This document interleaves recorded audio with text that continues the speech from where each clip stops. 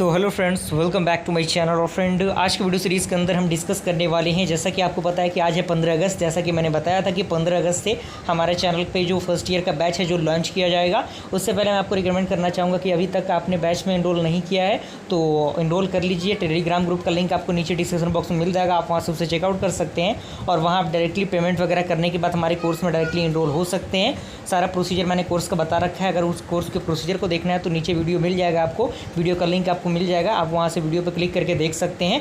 आइए स्टार्ट करते हैं। आज हम लोग बेसिकली सिलेबस को डिस्कस करेंगे कि फर्स्ट सेमेस्टर और सेकंड सेमेस्टर यानी फर्स्ट ईयर के अंदर ऑल ब्रांचेस के स्टूडेंट को कौन कौन से सब्जेक्ट पढ़ना रहता है, वो सारे सब्जेक्ट हम डिक्लेयर करेंगे। जैसा कि आप यहाँ पे देख सकते हैं, यहाँ पे ग्रुप ए दिया गया है और यहाँ पे ग्रुप बी दिया गया है। यही दो ग्रुप चलते हैं, ग्रुप ए और ग्रुप बी दिया हुआ है। सॉरी, ग्रुप ए ही आपका यहाँ पे दिख रहा है क्योंकि ये आप देख सकते हैं सारे ब्रांचेस भी यहाँ पे मेंशन किए गए हैं।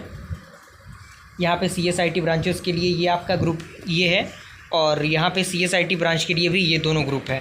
साथ ही साथ ये आपका अगला जो ग्रुप है वो जिसमें आपका AU मैकेनिकल सिविल और साथ ही साथ जो आपके अनदर ब्रांच के स्टूडेंट होते हैं उनके लिए है। यानी ऑल दो सब्जेक्ट आपको सेम ही रहता है तो उसमें कोई दिक्कत नहीं है। हम इसी दो ग्रुप को डिस्कस कर लेंगे, काम हमारा बन जाएगा।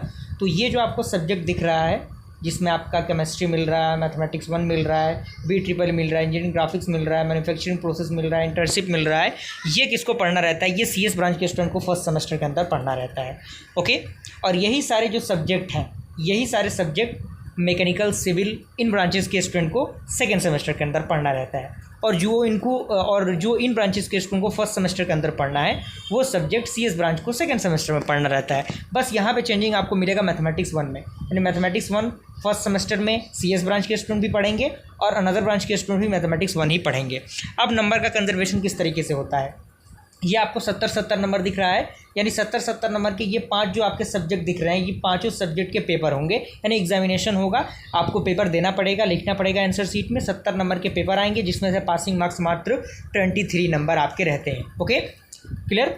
उसके साथ ही साथ आप देख सकते हैं ये आपको जो नंबर दिख रहे हैं, ये सारे जो नंबर्स आपको यहाँ पर दिख रहे हैं, ये सारे नंबर्स कॉलेज की तरफ से मिलते हैं। यानी कॉलेज की तरफ से जो कॉलेज मिड सेम कंडक्ट कराता है, बीच बीच में महीने 2 महीने के बाद आपके एग्जामिनेशन होंगे, कॉलेज कंडक्ट कराता है, जो टेस्ट एग्जामिनेशन होते हैं, जो आपको असाइनमेंट दिया जाएगा, क्विज दिया जाएगा, उन सारी चीज़ों के ये नंबर रहते हैं। तो ये आपका पूरा प्रोसीजर है इसका।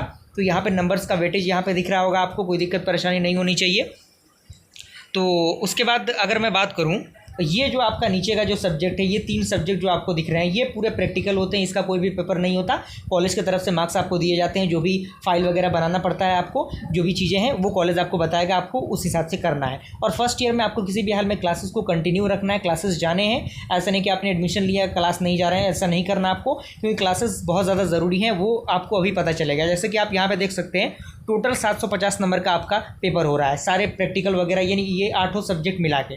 तो 750 में से मात्र 350 नंबर के ही आपके पेपर होंगे, यानी रिटन एग्जामिनेशन मात्र 350 का ही होगा आपके सेंटर पे। लेकिन बाकी के जो 400 नंबर हैं, यहाँ पे आप देख सकते हैं, बाकी जो 400 नंबर हैं वो आपको डायरेक्टली कॉलेज के तरफ से मिल रहे हैं। तो आप सोच सकते हैं कि कॉलेज का कितना बड़ा रोल है आपके एग्जामिनेशन में।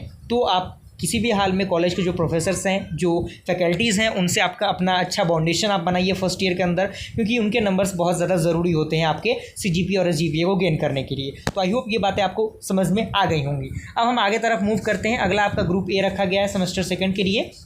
तो सेमेस्टर सेकेंड में ये सारे जो सब्जेक्ट दिख रहे हैं आपको, एक्सपेक्ट द मैथमेटिक्स 2, आपको क्या करना है, मैथमेटिक्स 2 तो सेकंड सेमेस्टर में ही आपको पढ़ना है और अनदर ब्रांच के स्टूडेंट भी सेकंड सेमेस्टर में ही पढ़ेंगे। लेकिन अनदर ब्रांच के जो स्टूडेंट है वो फिजिक्स पढ़ेंगे, वो BME पढ़ेंगे, वो बेसिक सिविल इंजीनियरिंग पढ़ेंगे, वो बेसिक कंप्यूटर पढ़ेंगे।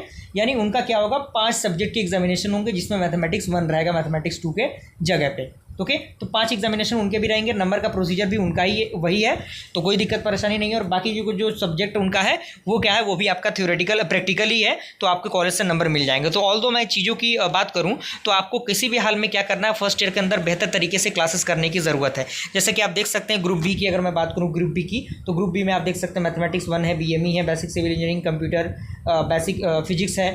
तो ये आपको 5 सब्जेक्ट जो हैं वो थ्योरेटिकल हैं, जो कि आपके एग्जामिनेशन होंगे, और लैब और सेमिनार और जो इंटर्नशिप है वो आपके प्रैक्टिकल हैं, जो कि कॉलेज की तरफ से नंबर दिए जाते हैं। यहाँ पर भी वही है 750 नंबर, और ये आपका 350 नंबर जो है वो एग्जामिनेशन होंगे। तो आप देख सकते हैं 400 नंबर बहुत ज़्यादा होता है फ्रेंड, बहुत ज़्यादा, इस बात को आप मानिए। तो कॉलेज से नंबर जो मिलते हैं वो नंबर बहुत ज़्यादा ज़रूरी होते हैं आपके लिए। तो ग्रुप बी में सेकेंड सेमेस्टर में वही प्रोसीजर है, जो उनको फर्स्ट सेमेस्टर में पढ़ना था वो आपको सेकंड सेमेस्टर में पढ़ना रहेगा, और जो आप फर्स्ट सेमेस्टर में पढ़ेंगे वो उनको सेकंड सेमेस्टर में पढ़ना रहेगा। यानी इंटरचेंज करके चलता है सारी चीज़ें। यानी ग्रुप ए और ग्रुप बी की अगर मैं इंटरचेंजिंग की बात करूँ तो इनको ये पढ़ना रहता है और इनको ये पढ़ना रहता है बस। और यहाँ पे बस मैथमेटिक्स 1 और 2 का थोड़ा सा कन्फ्यूज़न रहता है, वो आपको सेकंड सेमेस्टर में मैथमेटिक्स 2 और फर्स्ट सेमेस्टर में मैथमेटिक्स 1 पढ़ना रहता है। तो आई होप ये आपको सिलेबस समझ में आ गया होगा। पासिंग मार्क्स आपको मात्र 70 में से 23 नंबर चाहिए। और भी चीज़ें हम हमारे जो बैच क्रिएट होंगे आप उसमें जुड़ेंगे डेली। हफ्ते में 3 दिन मैं जूम मीटिंग कंडक्ट करूँगा, आप एक बार उस वीडियो को देख लीजिए। उसके बाद आप पेमेंट वगैरह करके ग्रुप में एनरोल हो सकते हैं। और सारे नोट्स को मैं एक बार मतलब थोड़े थोड़े स्टेप बाय स्टेप प्रोवाइड करूँगा, क्योंकि अगर मैं सारी चीज़ों को एक बार दे दूंगा तो कहीं ना कहीं आपके लिए भी थोड़ी सी दिक्कत परेशानियां होंगी। और जैसे जैसे हमारे सब्जेक्ट यूट्यूब पे हमारे वीडियोस अपलोड होंगे, क्योंकि यूट्यूब से ही आपको वीडियोस को देखने पड़ेंगे, क्योंकि अभी हमारे पास एप्लीकेशन वगैरह तो है नहीं। तो यूट्यूब पे जैसे जैसे वीडियो अपलोड होंगी वैसे वैसे कंप्लीट सिलेबस का डिस्क्रिप्शन आपको मिल जाएगा। फिलहाल आप देख लीजिए, केमिस्ट्री में आपको लगभग 7 यूनिट पढ़ने हैं। 7 यूनिट का जो टॉपिक्स है वो यहाँ पे दिया हुआ है। RGPV के ऑफिशियल वेबसाइट से आप वहाँ पे ये सिलेबस को डाउनलोड कर सकते हैं। और जो भी लिस्ट ऑफ एक्सपेरिमेंट है वो दिए गए हैं, जो कि आप लैब में परफॉर्म करेंगे अपने कॉलेज में। और बुक का रेफरेंस भी दिया गया। अगर आप कॉलेज जाते हैं तो कॉलेज में आप लाइब्रेरी जाइएगा, वहाँ से आप इन बुक्स को इशू कर सकते हैं। मैथमेटिक्स 1 की अगर मैं बात करूँ तो मैथमेटिक्स 1 में 5 यूनिट पढ़ने हैं, जिसमें आप देख सकते हैं 5 यूनिट का कंजर्वेशन आपको दिया गया है। और मैथमेटिक्स 1 के लिए अगर मैं बुक की बात करूँ तो BS Grewal is the best book, जो कि आपको इसमें दिखने को मिल जाएगा लास्ट नंबर यानी 7 नंबर पर आपको दिखने को मिल जाएगा।